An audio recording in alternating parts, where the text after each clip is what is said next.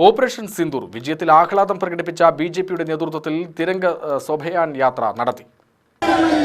ശ്രീ നരേന്ദ്ര മോദിജി ലക്ഷ്യം നിറവേറ്റാൻ സന്നദ്ധരായ രാജ്യത്തിന്റെ അഖണ്ഡതയും ഐക്യവും ഉയർത്തിപ്പിടിച്ച് ഭാരതത്തിന്റെ സൈന്യം ഓപ്പറേഷൻ സിന്ദൂർ വിജയത്തിൽ ആഹ്ലാദം പ്രകടിപ്പിച്ച ബിജെപിയുടെ നേതൃത്വത്തിൽ തിരംഗ സ്വഭയാൻ യാത്ര നടത്തി. പാലക്കാട് ഈസ്റ്റ് ജില്ലാ കമ്മിറ്റിയുടെ നേതൃത്വത്തിൽ കോട്ടമൈതാനം രക്തസാക്ഷി മണ്ഡപത്തിൽ നിന്നാരംഭിച്ച യാത്ര സ്റ്റേഡിയം ബസ് സ്റ്റാൻഡ് പരിസരത്ത് സമാപിച്ചു.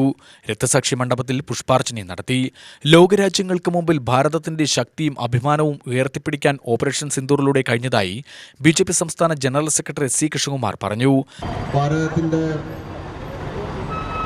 പാകിസ്ഥാന്റെ ഭീകരതയ്ക്ക് മേലുള്ള പാകിസ്ഥാൻ സ്പോൺസേഡ് ഭീകരവാദികൾക്ക് മുകളിലുള്ള വിജയം ആഘോഷിക്കാനായിട്ട് രാജ്യം മുഴുവൻ ഇത്തരത്തിലുള്ള തിരംഗ യാത്ര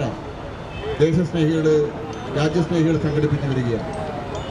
നമ്മുടെ രാജ്യത്തെ സംബന്ധിച്ചോളം ഏറ്റവും അഭിമാനകരമായിട്ടുള്ള വിജയമാണ് നമ്മുടെ സൈനികരും അതുപോലെ തന്നെ ഈ രാജ്യത്തിന് നേതൃത്വം കൊടുക്കുന്ന നമ്മുടെ രാജ്യത്തെ അതിർത്തി കാക്കുന്ന സൈനികർക്ക് ആത്മവിശ്വാസം പകർന്നു കൊടുത്തുകൊണ്ട് അവരുടെ ഒപ്പം നിന്ന നമ്മുടെ പ്രധാനമന്ത്രി നൽകിയിട്ടുണ്ട്.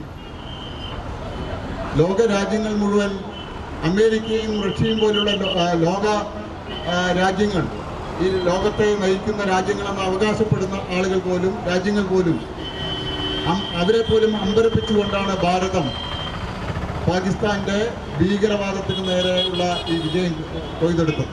ഭാരതം ആക്രമിച്ചത് പാകിസ്ഥാനെയല്ല, മറിച്ച് ഭീകരരെയായിരുന്നു. രാജ്യത്തിനെതിരെയുള്ള ഏത് ഭീകരാക്രമണത്തെയും കേന്ദ്ര സർക്കാർ ശക്തമായി നേരിടുമെന്നും അദ്ദേഹം പറഞ്ഞു.